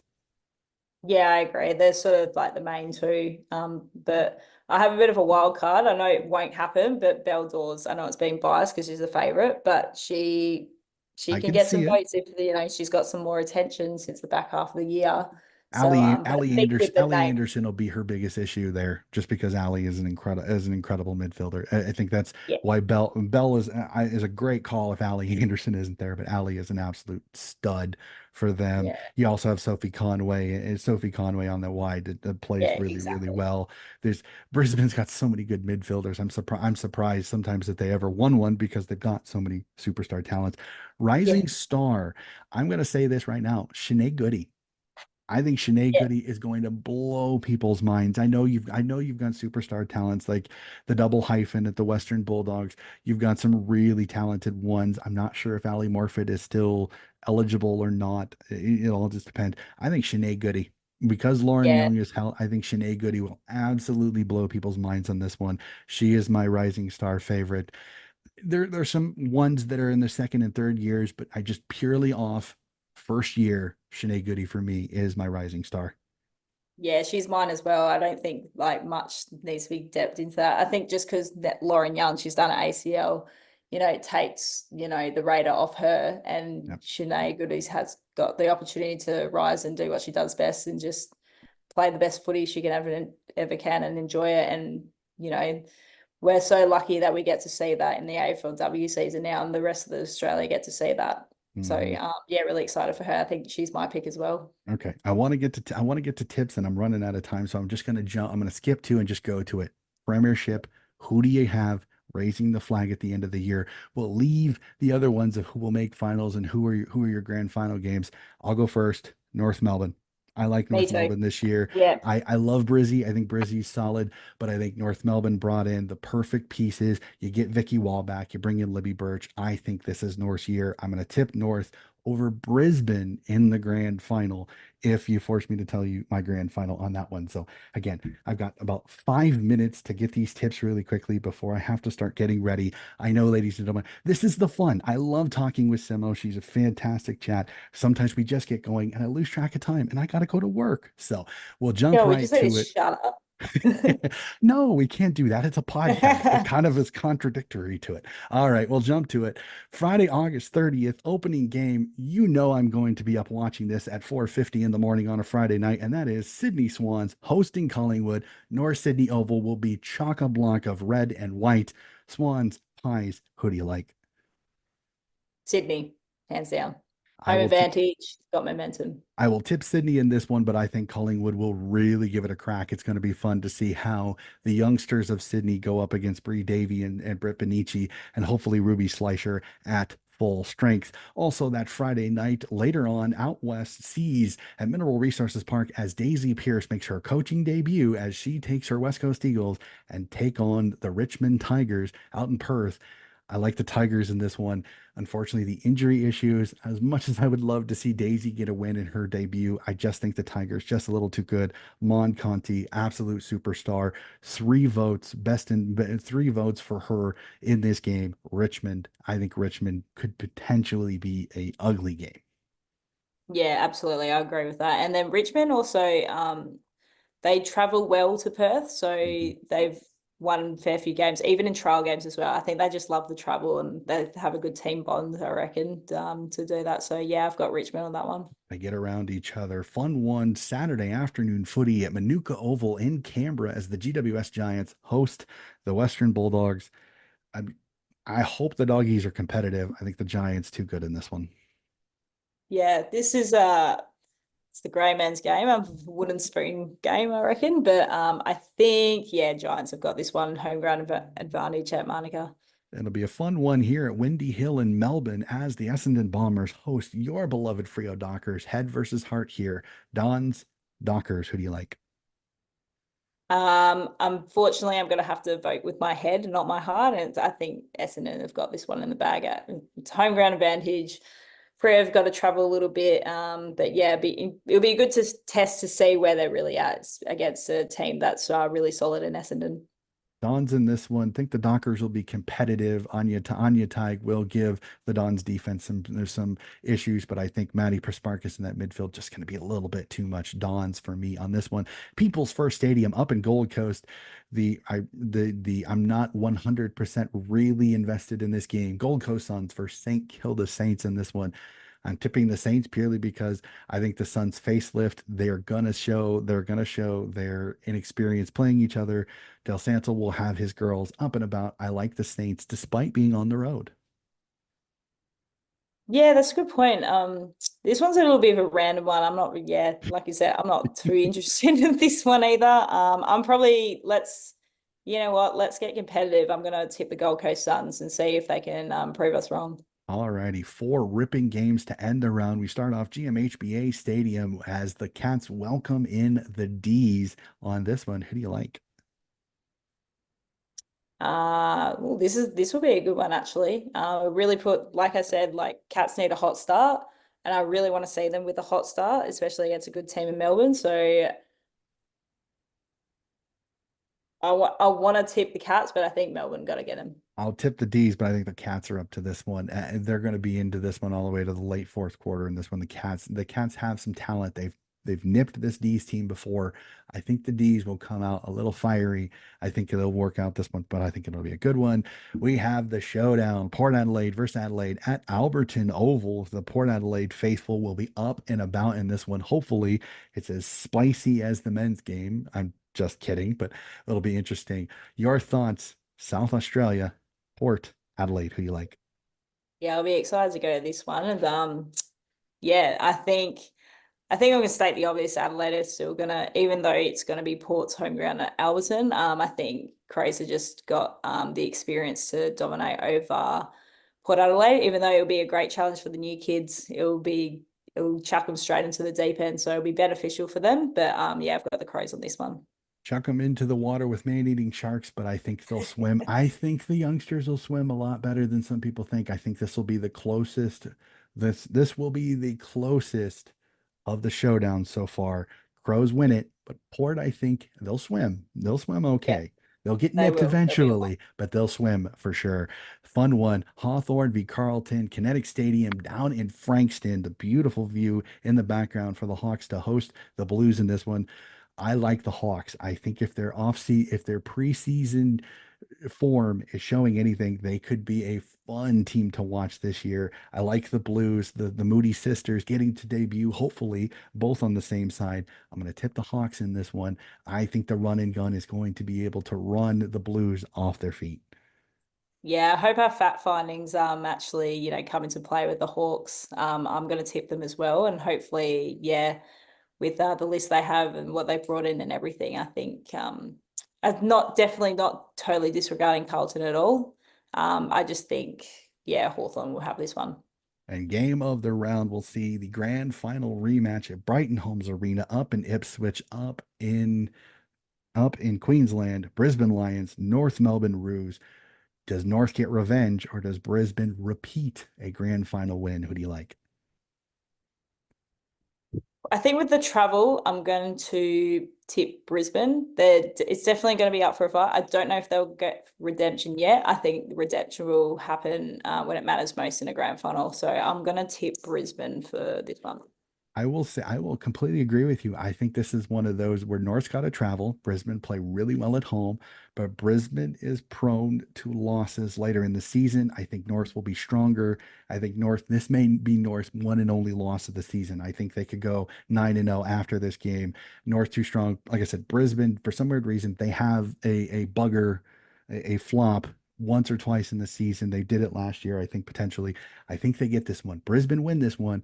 I think North get the chalkies in the end later on in the year. Brisbane to win this one, but I think this could be a classic between the Roos and Lions. So, as I said, I need to get out of here. This has been a fantastic chat. Simo, again, absolutely fantastic chatting with you. I love chatting footy.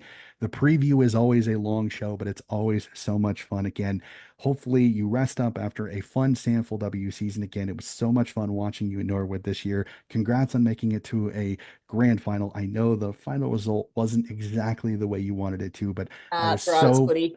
I was so proud to see you lead your girls all the way to a grand final. Fantastic job. Have a wonderful time. We will hopefully catch up again, maybe for finals to chat more footy very soon. That'll be it for another episode of Donnie's Disposals. We'll be back with more footy coverage very, very soon.